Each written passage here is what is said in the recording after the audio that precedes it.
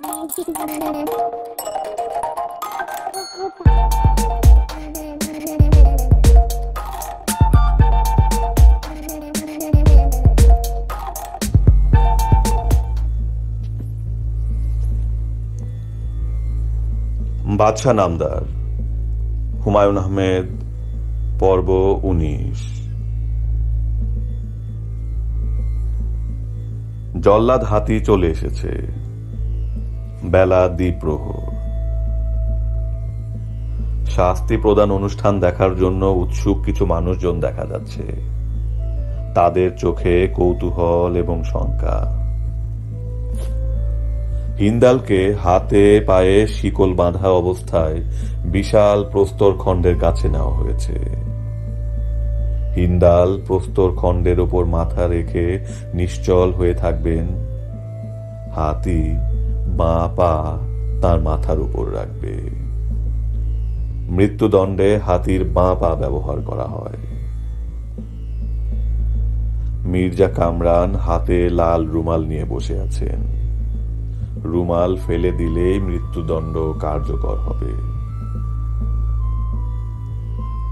মাওলানা শেষবারের মতো হিন্দালকে তওবা পড়ালেন।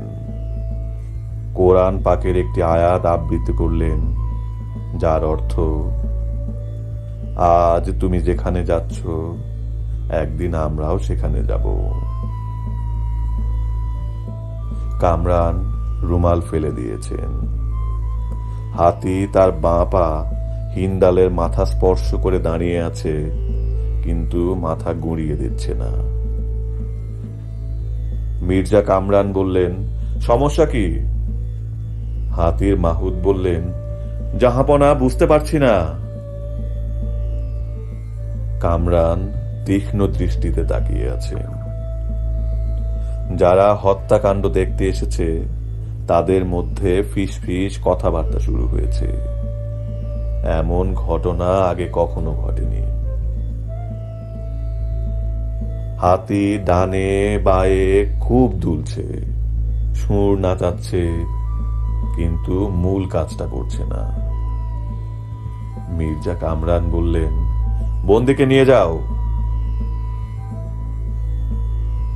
হাতির পায়ের নিচ থেকে মুক্ত হওয়া মানুষের মৃত্যুদণ্ড বাতিল হয়ে যায়, এটাই নিয়ম।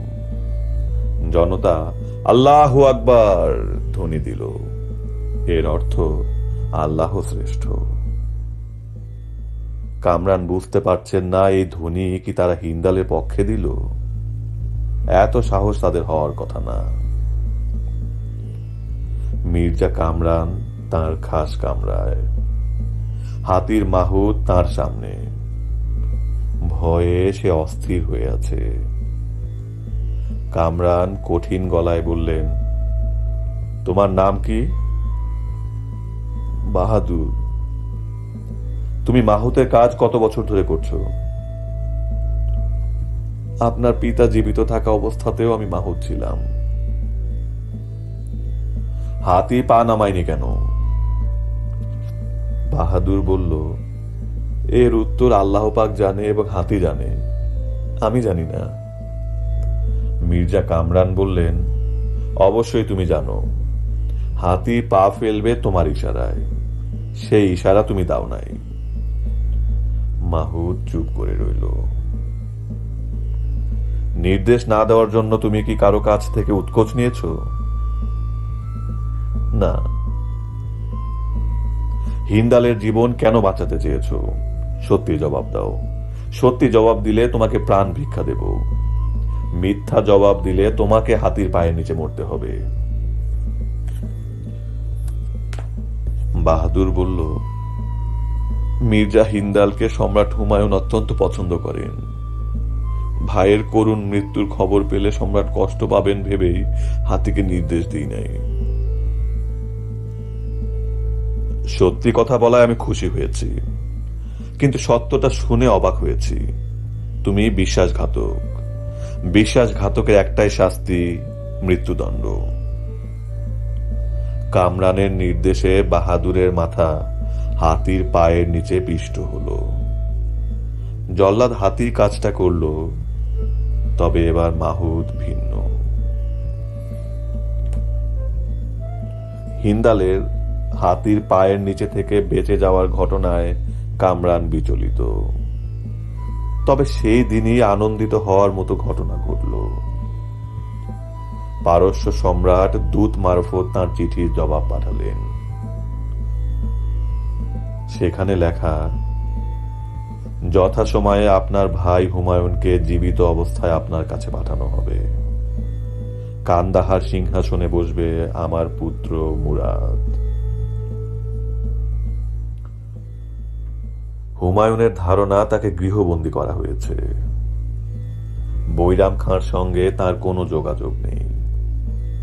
আমিররা থাকছেন আলাদা। তিনি হামিদা বানুর কাছ থেকেও বিচ্ছিন্ন। তাকে বলা হয়েছে স্বামী স্ত্রীর মধ্যে একজন শিয়া, একজন সুন্নি। পারস্য সাম্রাজ্যে তারা একসঙ্গে থাকতে পারবেন না। বৈরাম খাঁর বিষয়ে হুমায়ুন নিজেই শাহকে জিজ্ঞেস করলেন। শাহ বললেন, বৈরাম খাঁকে আপনার প্রয়োজন কেন? সে আপনার অধীনস্থ একজন কর্মচারী মাত্র। তার সঙ্গে সময় কাটানোর কিছু নেই। নিঃসঙ্গ বোধ করলে আমাকে ডাকবেন, দুজনে গল্প করব। চলুন আজ লক্ষ্য ভেদ খেলা খেলি। চলুন।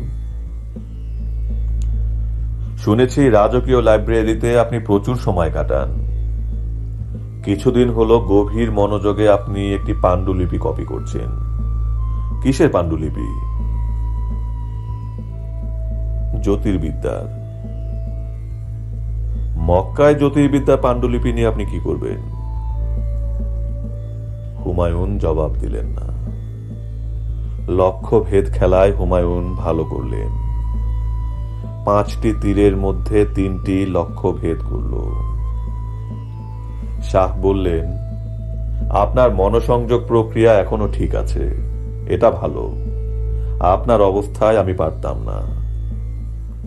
মাছ শিকারে কি আপনার আগ্রহ আছে? না। শাহ বললেন, অনাগ্রহের বিষয়ও আমাদের মাঝে মাঝে করতে হয়। তা হয়। সন্ন্যাস ব্রত নিয়ে মক্কা শরীফে যেতে ইচ্ছে করে না, কিন্তু যেতে হয়। ঠিক বলছি না? হ্যাঁ, ঠিক বলেছেন। শাহ বললেন, এবার আপনাকে একটি জটিল প্রশ্ন করছি। শুনেছি জটিল প্রশ্নের উত্তর দিতে আপনি বিশেষ পারঙ্গম। প্রশ্নটি হল, আল্লাহ কোথায় বাস করেন?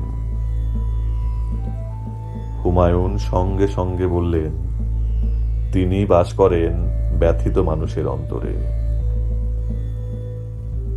আপনি ব্যথিত মানুষ, তিনি কি আপনার অন্তরে বাস করছেন? হুমায়ুন জবাব দিলেন না।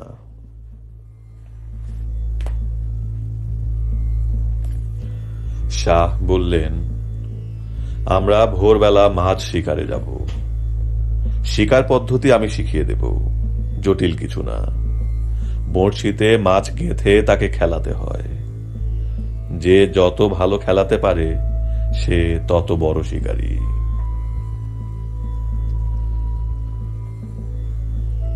মাছ ধরা খেলা খুবই জমেছে।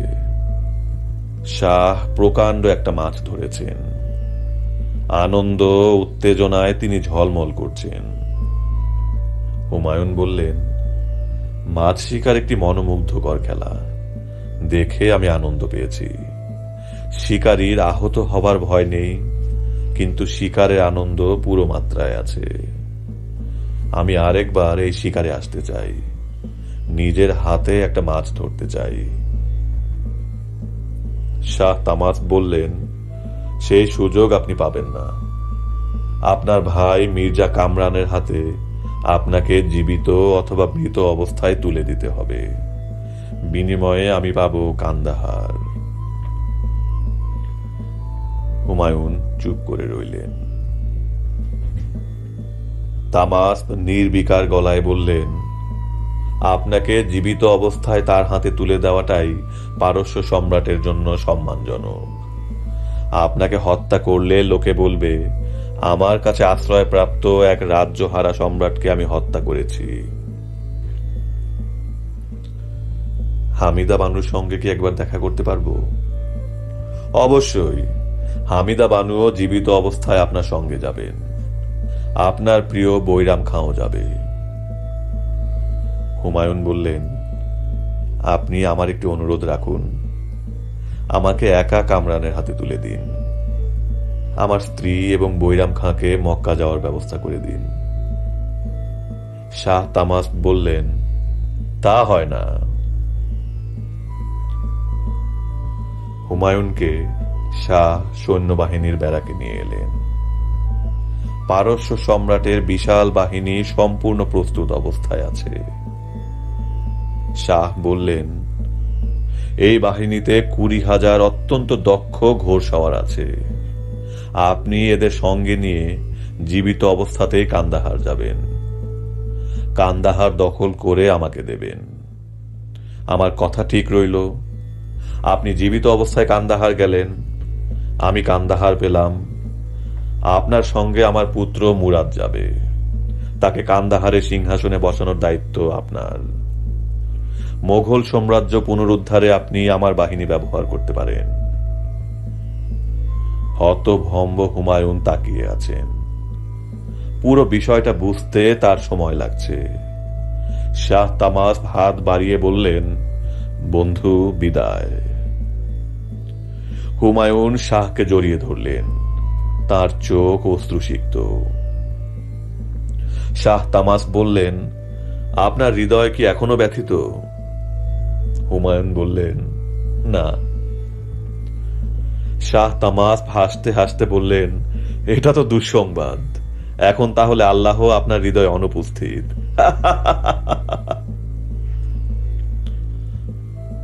প্রধান সেনাপতি বৈরাম খান নেতৃত্বে পারস্য বাহিনী কান্দাহারের দিকে এগিয়ে যাচ্ছে। একটি বিশেষ শকটে যাচ্ছেন হামিদা বানু। তার কোলে পারস্য সম্রাটের শিশুপুত্র মুরাদ, যে কান্দাহারের সিংহাসনে বসবে। শিশুপুত্রের বয়স মাত্র 3 মাস। শিশুপুত্রকে দুধ খাওয়ানোর জন্য 3 জন দুধ মাও যাচ্ছেন। কান্দাহার দখল হলো বিনা যুদ্ধে। কামরানের সৈন্যদের বড় অংশ হুমায়ুনের বাহিনীর সঙ্গে যুক্ত হল। কামরান পালিয়ে কাবুল দুর্গে আশ্রয় নিলেন। মির্জা হিন্দালকে বন্দী দশা থেকে মুক্ত করে সেনাবাহিনীর একাংশের দায়িত্বে দেওয়া হল। কান্দাহার দুর্গের পতনের ফলে মির্জা কামরানের ব্যক্তিগত লাইব্রেরি হুমায়ুনের দখলে চলে এসেছে। লাইব্রেরিতে পাণ্ডুলিপির বিপুল সংগ্রহ দেখে হুমায়ুন মুগ্ধ। হুমায়ুন নির্দেশ জারি করলেন, এখন থেকে তিনি যেখানে যাবেন লাইব্রেরির প্রতিটি গ্রন্থ তার সঙ্গে যাবে। শিশু মুরাদকে সিংহাসনে বসিয়ে হুমায়ুন ছুটলেন কাবুলের দিকে। কাবুল দুর্গ ঘেরাও করা হলো। হুমায়ুন কামান দাগার নির্দেশ দিলেন। দুর্গকে কামানের আঘাত থেকে রক্ষা করার জন্য মির্জা কামরান বিচিত্র কৌশল অবলম্বন করলেন। 3 বছর বয়সী আকবরকে উঁচু খুঁটির সঙ্গে বেঁধে দুর্গ চূড়ায় খুঁটি লাগিয়ে দেওয়া হলো। কামানের গোলা ভেতরে পড়লে শিশু আকবর নিহত হবে। হুমায়ুনের নির্দেশে গোলাবর্ষণ বন্ধ হলো। বৈরাম খাঁ হুমায়ুনকে বললেন, আপনি নিশ্চিন্ত মনে তাঁবুতে অপেক্ষা করুন। আমার সঙ্গে অতি দক্ষ 2 জন কামানজি আছে। এরা এমন ভাবে কামান দাগবে যে আপনার শিশু পুত্রের কোনো ক্ষতি হবে না। দ্রুত আমরা দুর্গ দখল নেব। হুমায়ুন তাঁবুর ভেতর ঢুকে অজু করে নামাজে বসলেন। কামানের গর্জনে তাঁবু কেঁপে কেঁপে উঠছে। হুমায়ুন নামাজে মন দিতে পারছেন না। নামাজের মাঝখানেই জওহর আফতাবচি উত্তেজিত গলায় খবর দিল, জাহাপনা, আমরা কাবুল দুর্গ দখল করেছি। বৈরাম খাঁ দুর্গে ঢুকে পড়েছেন। যুবরাজ আকবর সুস্থ আছেন। মির্জা আসকারীকে গ্রেফতার করা হয়েছে। 3 বছর পর আকবর তার বাবা মাকে সামনে দেখল। সে হুমায়ুনের দিকে আঙ্গুল তুলে বলল, তুমি কে? হুমায়ুন বললেন, আমি কেউ না, আমি শুধু তোমার বাবা। শিশু আকবর বলল, আমার বাবা দিল্লির সম্রাট বাদশাহ হুমায়ুন, তুমি না। হুমায়ুনের নির্দেশে হামিদা বানু এসে শিশুপুত্রকে কোলে তুললেন। আকবর বলল, তুমি কে? হামিদা বানু বললেন, আমি তোমার মা। যখন চারদিকে কামানের গোলা পড়ছিল, তুমি কি তখন ভয় পাচ্ছিলে? হ্যাঁ। তোমাকে আর ভয় পেতে হবে না, তোমার বাবা চলে এসেছেন।